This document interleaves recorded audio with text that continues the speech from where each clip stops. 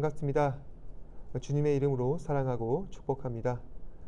이 시간 예배를 드리시기 전에 찬양 두 곡을 하고 시작하도록 하겠습니다. 먼저 부르실 찬양은 주의 이름 높이며 함께 찬양하겠습니다.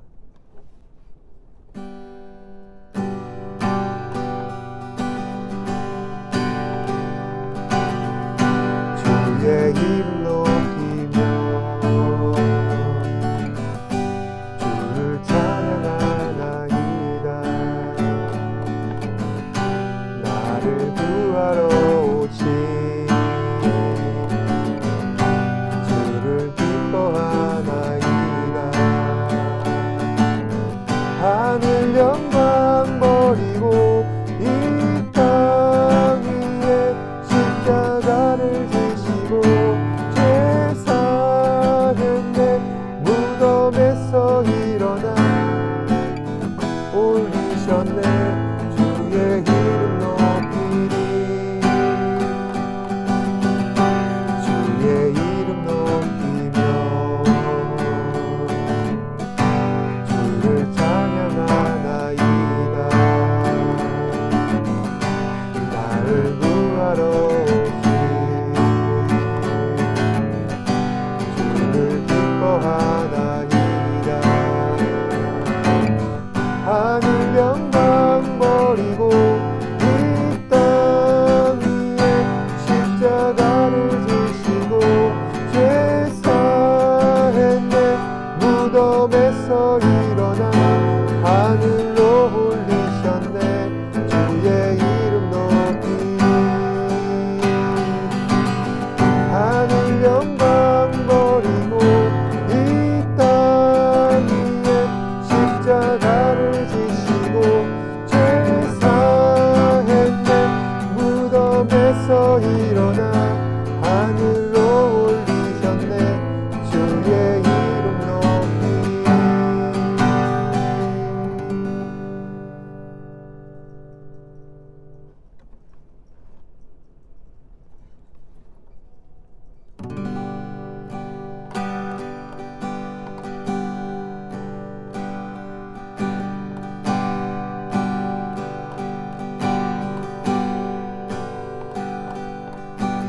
나 주님의 기쁨 되기 원하네. 내 마음을 새롭게 하소서.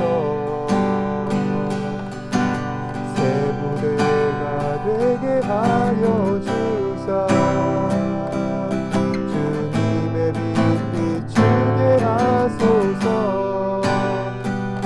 내가 원하는 한 가지 주님의 기쁨이 되는 것.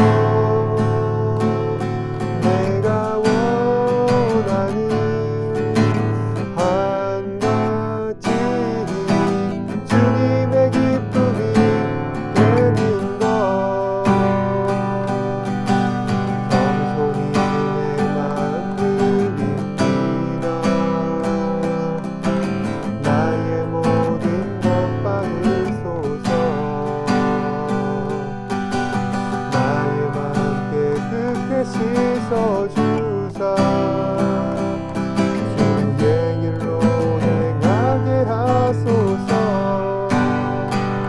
내가 원하는 한 가지 주님의 기쁨이 되는 것.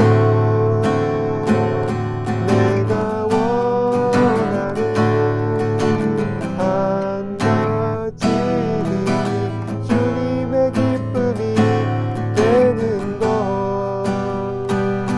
내가 원하는 한 가지 주님의 기쁨이 되는 것.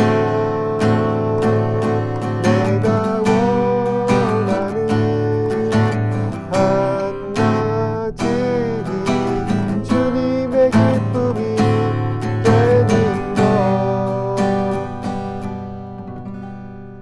아멘.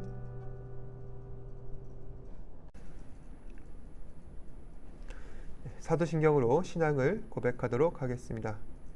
전능하사 천지를 만드신 하나님 아버지를 내가 믿사오며 그 외아들 우리 주 예수 그리스도를 믿사오니 이는 성령으로 잉태하사 동정녀 마리아에게 나시고 본디오 빌라도에게 고난을 받으사 십자가에 못 박혀 죽으시고 장사한 지 사흘 만에 죽은 자 가운데서 다시 살아나시며 하늘에 오르사 전능하신 하나님 우편에 앉아 계시다가 저희로서 산자와 죽은 자를 심판하러 오시리라. 성령을 믿사오며 거룩한 공회와 성도가 서로 교통하는 것과 죄를 사하여 주시는 것과 몸이 다시 사는 것과 영원히 사는 것을 믿사옵나이다. 아멘. 예배를 위해서 제가 기도하도록 하겠습니다. 주님 감사합니다. 한 주간도 주님의 은혜 가운데서 우리 친구들 붙잡아 주시고 또한 이렇게 예배 자리에 나와 주님을 찬양하며 경배할 수 있도록 인도하심에 감사합니다. 이제 코로나19가 새로운 방역 단계를 지나면은 위드 코로나라는 이제 방역이 완화되는 그런 상황에 놓입니다. 그때가 되면 다시 예배도 회복하고 우리 친구들 얼굴도 대면하여서 함께 예배 드릴 수 있는 그날이 올 것 같습니다. 그때까지 우리 친구들 한 사람 한 사람 붙잡아 주시고 하나님의 은혜 가운데 온전히 거하며 우리 안에 거하는 주님의 능력과 또한 믿음이 떨어지지 않도록 주님 축복하시고 은혜 내려 주시옵소서. 주님, 한 사람의 삶은 너무나도 연약하고 부족합니다.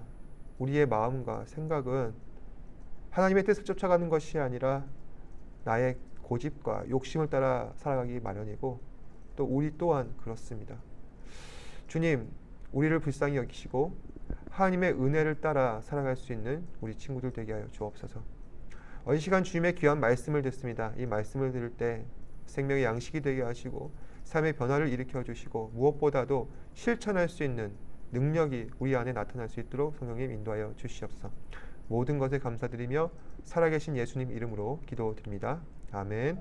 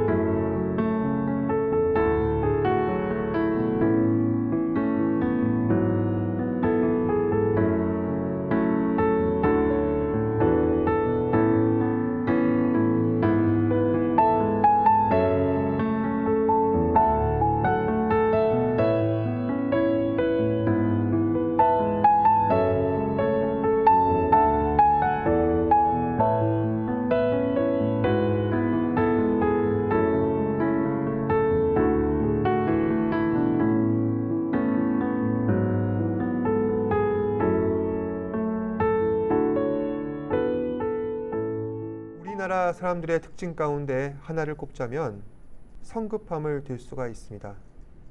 제가 어떤 책에서 봤는데 우리나라 사람들이 가지는 10가지 특성이 있다고 합니다. 그 중에 하나로 빨리빨리를 들면서 이 특성은 역동성과 조급성이라는 두 가지 얼굴을 가지고 있다고 합니다.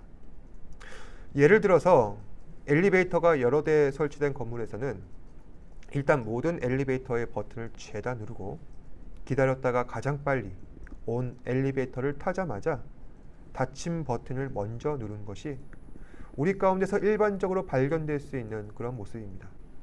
또 엘리베이터를 타기 위해 약간의 거리를 두고 서둘러 다가오는 사람들은 잘 받아주는 그런 배려나 여유 있는 모습을 찾아보기가 쉽지가 않습니다.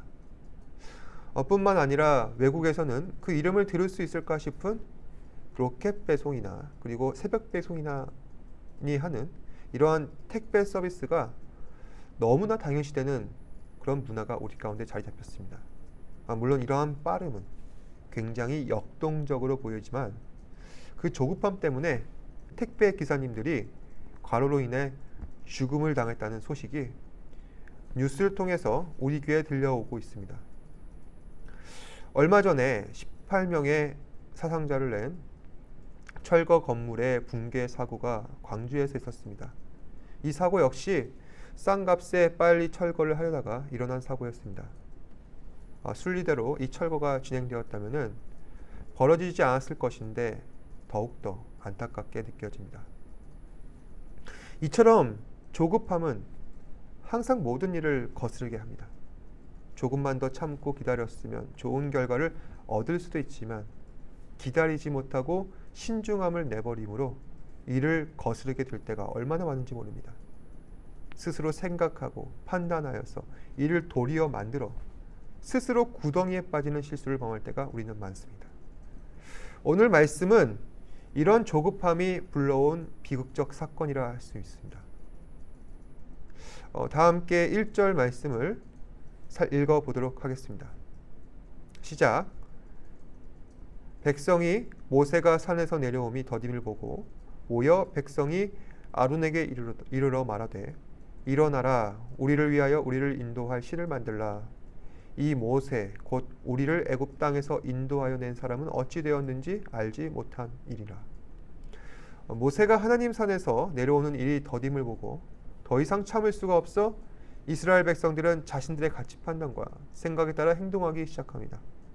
참 기가 막히는 것은 그 잠깐의 시간을 견디지 못하고 애굽에서 여기까지 인도하신 하나님께서 어찌 되었는가 알지 못하니 자신들을 인도할 새로운 신을 만들어내라고 조급증을 내고 있는 것입니다. 그래서 그들은 구체적으로 어떤 일을 했습니까? 2절에서 4절 말씀을 함께 읽어보도록 하겠습니다. 시작.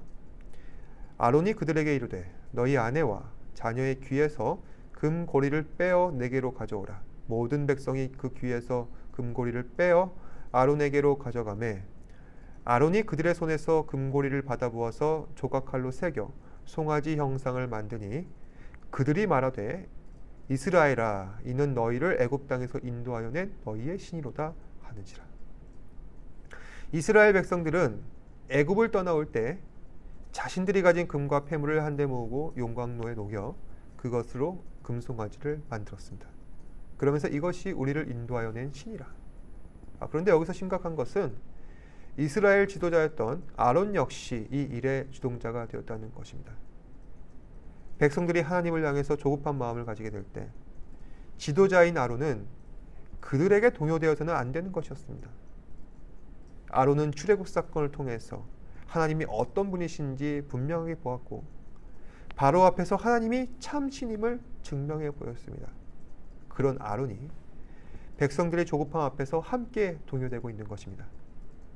특히 그들의 금고리를 부어서 조각칼로 새겨 만들어낸 이 송아지 형상은 애굽의 우상을 모방한 것입니다. 더 비극적 사실은 자신들의 손으로 부어 만든 송아지 형상의 우상을 보면서 이것이 자신들이 애굽에서 인도하여 낸 신이라 하나님의 자리에 우상을 세우고 하나님을 섬기는 것이 아니라 우상을 섬기는 죄를 범하고 있습니다.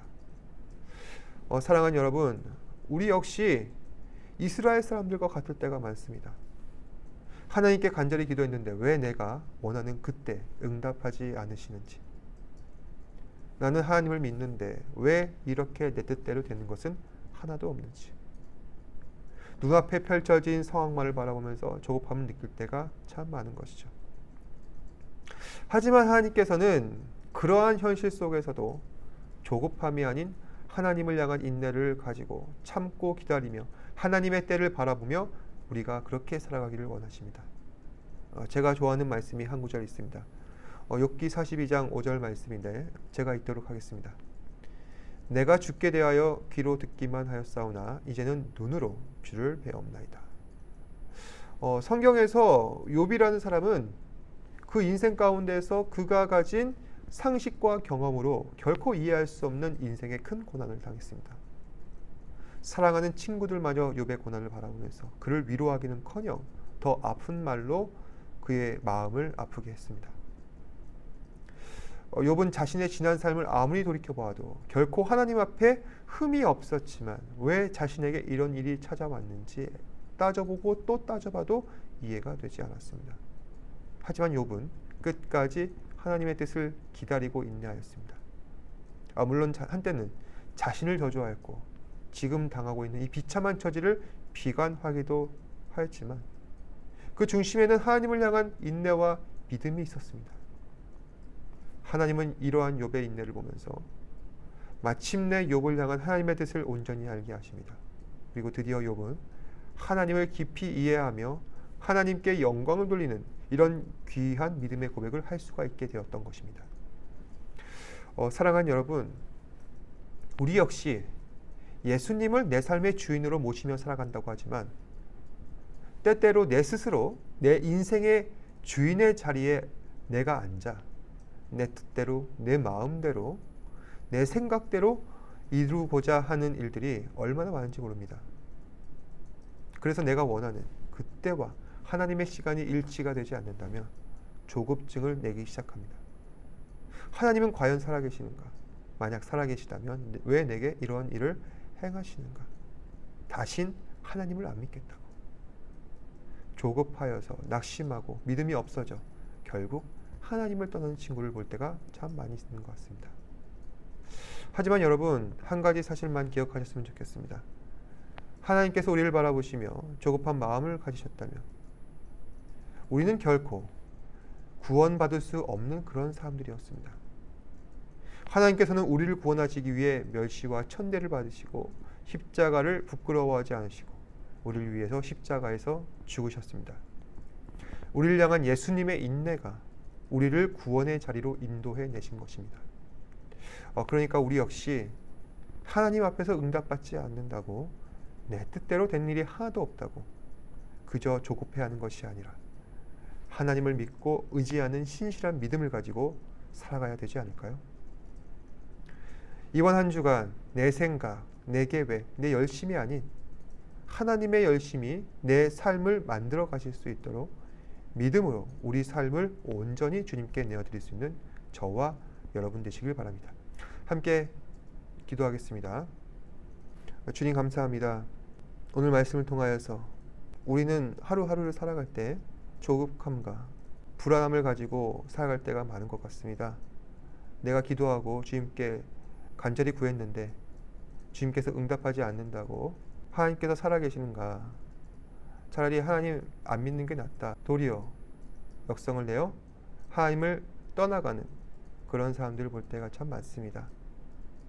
하지만 주님께서는 분명히 살아계시고 우리를 구원해내신 참신이시며 당신의 아들로서 우리의 죄를 사하시고 용서하신 은혜와 사랑의 하나님이심을 다시 한 번 더 깨닫습니다. 주님, 우리 삶의 모든 순간순간마다 역사하시는 하나님을 더욱 신뢰하게 하시고 또한 지금 이 순간 내게 응답하시지 않는다 할지라도 또한 하나님의 일하심이 우리 눈에 보이지 않는다 할지라도 하나님께서 나와 함께 하심을 믿고 신뢰하며 나아갈 수 있는 우리 친구들 되게 하여 주시옵소서. 그래서 내 생각, 내 계획, 내 뜻을 따라 우리가 살아가는 것이 아니라 하나님의 일하심이 우리 삶 가운데 나타나게 할 수 있도록 매 순간 주의 말씀에 순종하며 최선을 다할 수 있는 우리 친구들 되게 하여 주옵소서. 감사드리며 살아계신 예수님 이름으로 기도드립니다. 아멘. 주님 가르쳐 주신 기도로서 예배 마치도록 하겠습니다. 하늘에 계신 우리 아버지여, 이름이 거룩히 여김을 받으시오며 나라가 임하시오며 뜻이 하늘에서 이루어진 것 같이 땅에서도 이루어지이다. 오늘날 우리에게 일용할 양식을 주시옵고 우리가 우리에게 죄 지은 자를 사하여 준 것 같이 우리 죄를 사하여 주시옵고 우리를 시험에 들게 하지 마시옵고 다만 악에서 구하시옵소서. 나라와 권세와 영광이 아버지께 영원히 있사옵나이다. 아멘.